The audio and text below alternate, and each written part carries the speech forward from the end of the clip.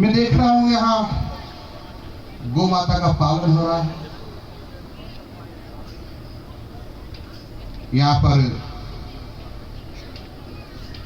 जो खेती हो रही है परंपरागत जैविक खेती हो रही है। जैविक खेती से उत्पाद पैदा होता है, उसी से सब्जी बनती है, उसी से अन्न आता है।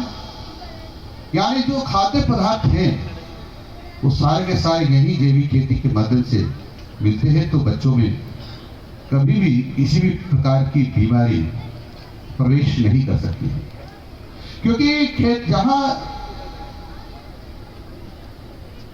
रासायनिक खेती होती है, वो रासायनिक खेती मेरी भारत माता को भी परेशान करती है, उसको धरती माता को बीमार करती है।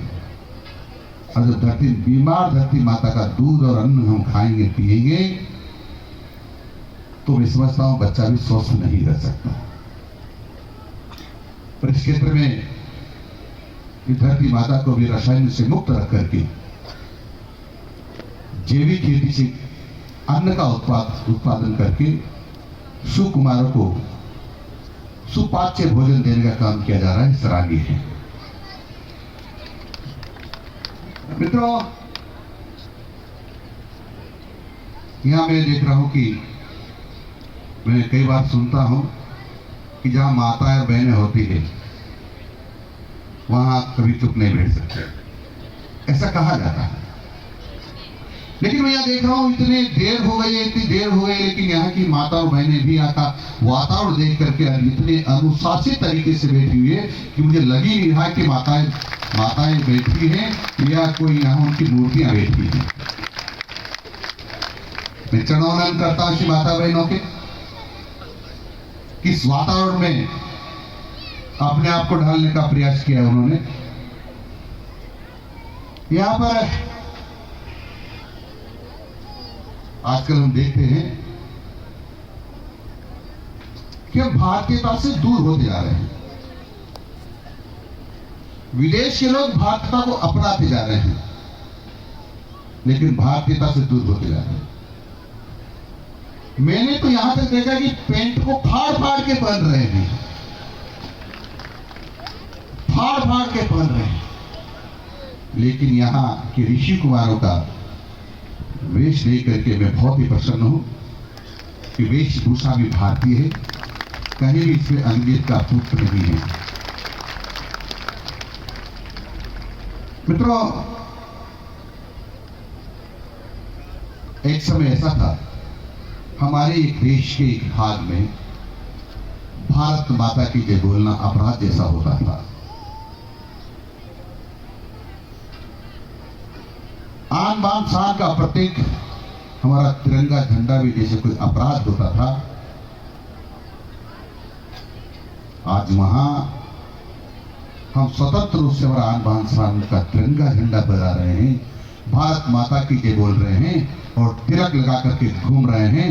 ये माननीय मोदी जी का कमाल है। आप सब लोगों के आशीर्वाद के कारण से और आप सब लोगों के सहयोग के कारण से आज हमारे देश का मान निरंतर बढ़ रहा है, निरंतर बढ़ रहा है। ये क्यों अकेले माननीय मोदी जी के कारण से वैसा नहीं है।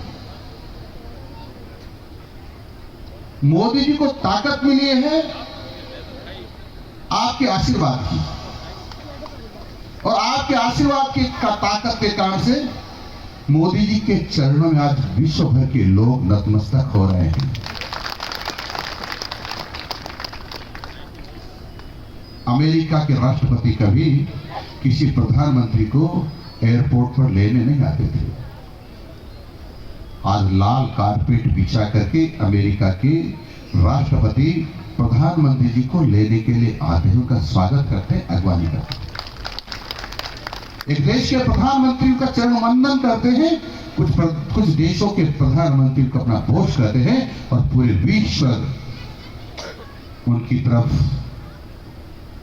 आस लगाए बैठा है कि हमको मार्गदर्शक के रूप में एक अच्छा विश्व लीडर मिल गया है, जिसके नेतृत्व में हम सब काम करना चाहते हैं। मित्रों, जो हम कहते थे, किताबों में पढ़ते थे, हमारा देश विश्व गुरु होना चाहिए, हम सबको ऐसा काम करना चाहिए, लेकिन विश्व गुरु की तरफ हमारा देश बढ़ रहा है। और जब विश्व गुरु की तरफ बढ़ रहा हो तो फिर हम सब लोगों को भी उसमें सहायक बनना चाहिए, ताकि उसकी गति तेज हो जाए और विश्व गुरु बनने में ज्यादा वक्त ना लगे।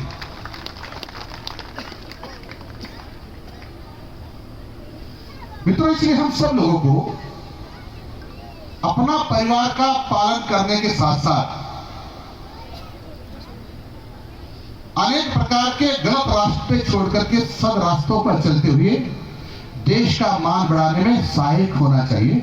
आपसी मतभेद तो चलते रहेंगे, राजनीतिक उठापटक भी चलती रहेगी। जब देश के मान और सम्मान की बात आए तो हम सब लोगों को एक साथ खड़ा होकर के देश के सम्मान में खड़ा होना चाहिए। ऐसा प्रेरणा हमको सब महाराज जी देते हैं, तो हमको इनका सद्वचनों का हमेशा पालन करना चाहिए। मित्रों, मुझे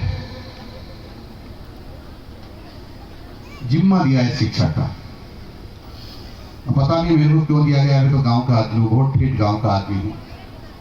मेरे गांव के तो 50 घरों की बस्ती, जिसको आपकी तरफ ढाणी कहते हैं, मैं वहां से आता हूँ। और मैं तो ऐसे परिवार से हूँ कि मेरी माँ, हम 7 भाई बहन हैं, हमको रोटी खिलाकर भूखी सो जाया करती थी। वैसे परिवार से हूँ, परंतु क्यों मुझे शिक्षा मंत्री बनाया, क्यों मुझे पंचायत राज मंत्री बनाया, मुझे समझ में नहीं आ रहा। लेकिन फिर भी मैं कोशिश करूंगा कि शिक्षा में जो कुछ न्यूनता है उन्हें उन्नयन करने की कोशिश करूं। मैं ये नहीं कहता कि पहले शिक्षा में सुधार नहीं हुआ होगा, मैं ये भी नहीं कहता पहले शिक्षा मंत्रियों ने कोई काम नहीं किया होगा।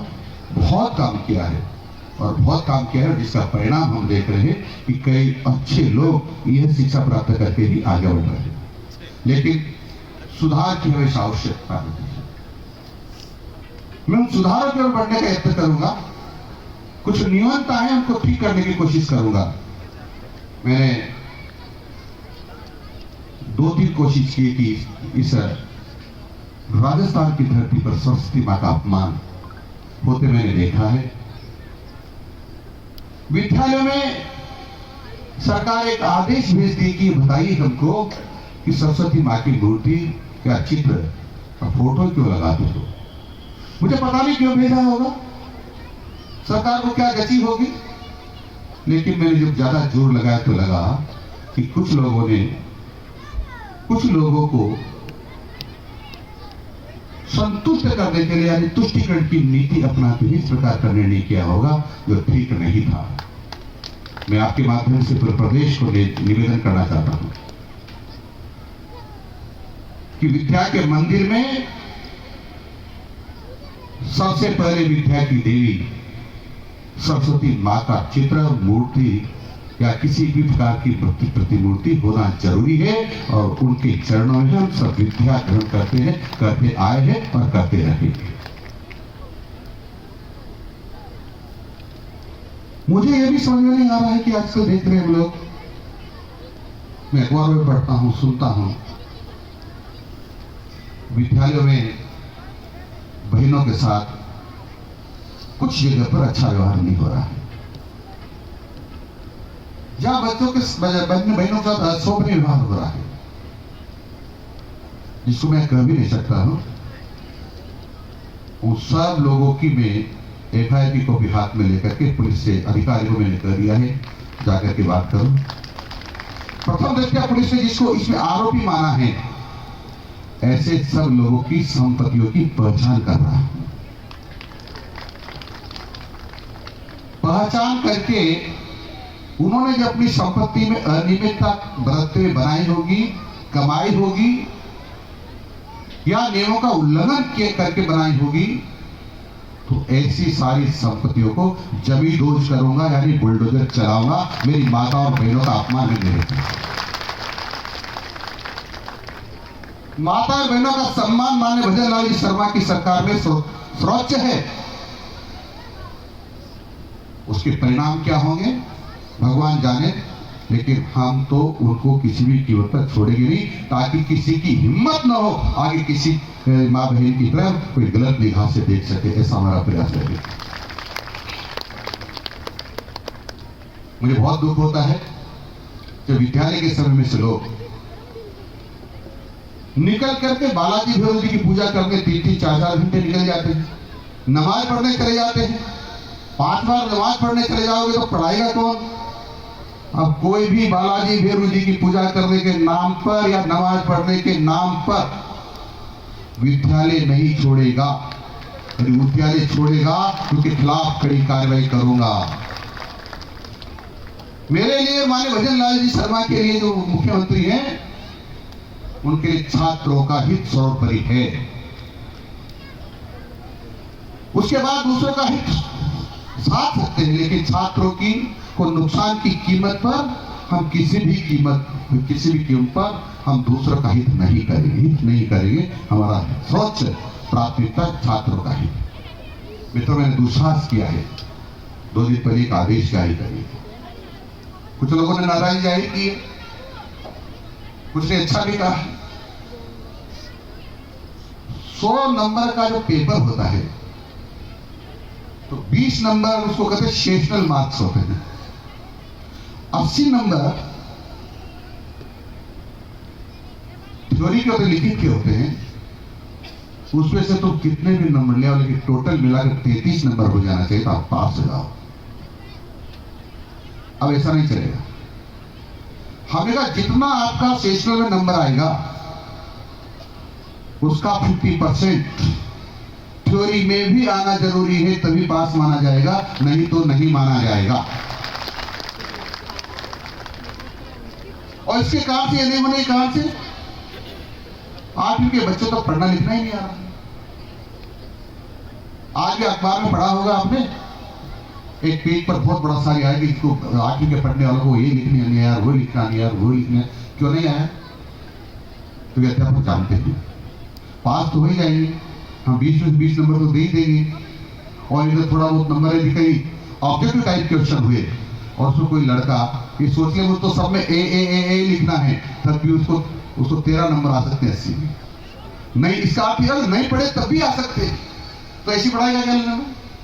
हमने कहा पढ़ाई क्वालिटी की हो, अच्छी गुणवत्ता की हो, इसका हम प्रयास करेंगे।